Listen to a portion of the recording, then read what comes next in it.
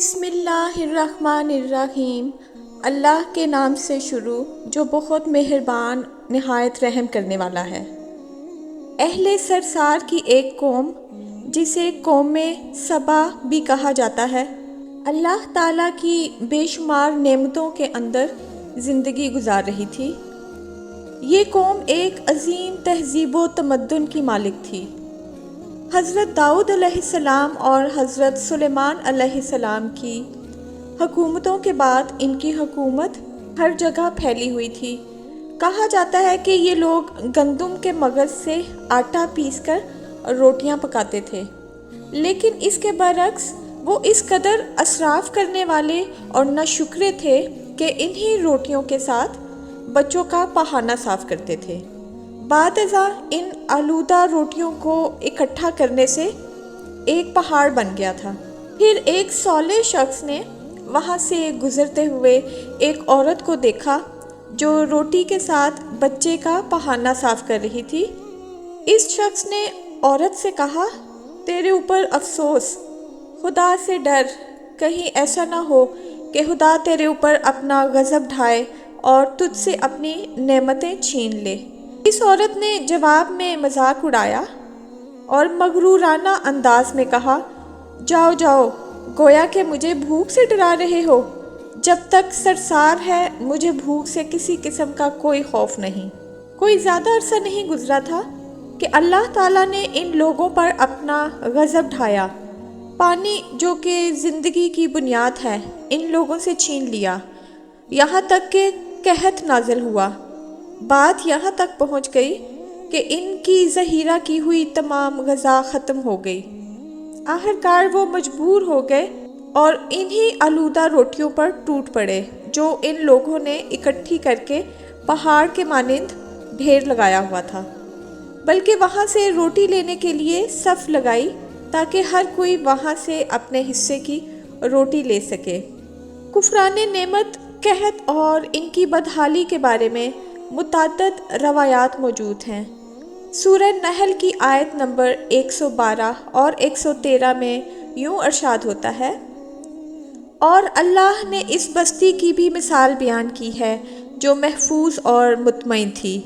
اس کا رزق ہر طرف سے باقاعدہ آ رہا تھا، لیکن اس بستی کے رہنے والوں نے اللہ کی نعمتوں کا انکار کیا تو خدا نے انہیں بھوک اور پیاس کا مزہ چکھایا، صرف ان کے ان اعمال کی بنا پر کہ جو وہ انجام دے رہے تھے۔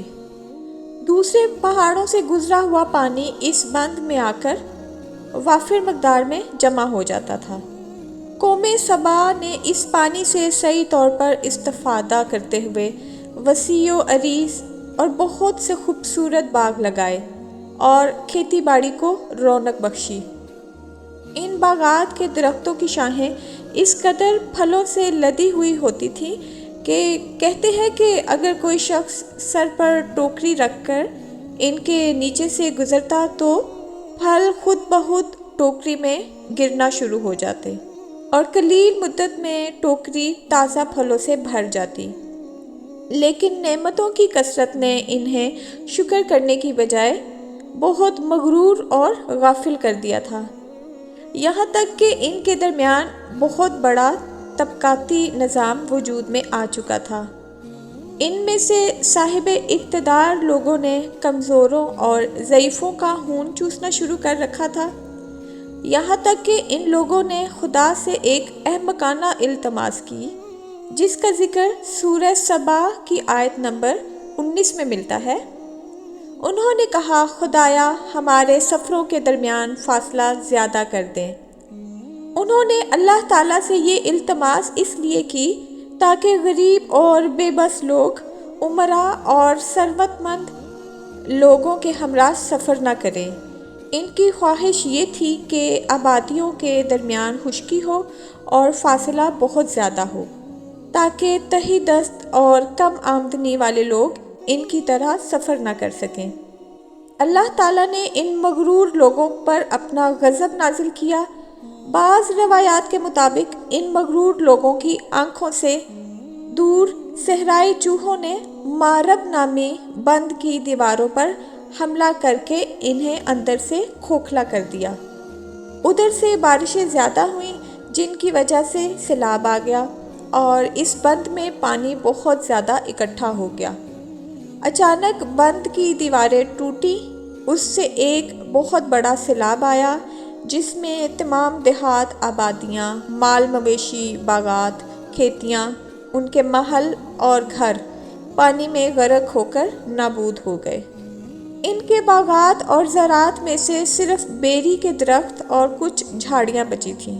اس بات کا ذکر سورہ سبا کی آیت نمبر 15 اور 16 میں ملتا ہے۔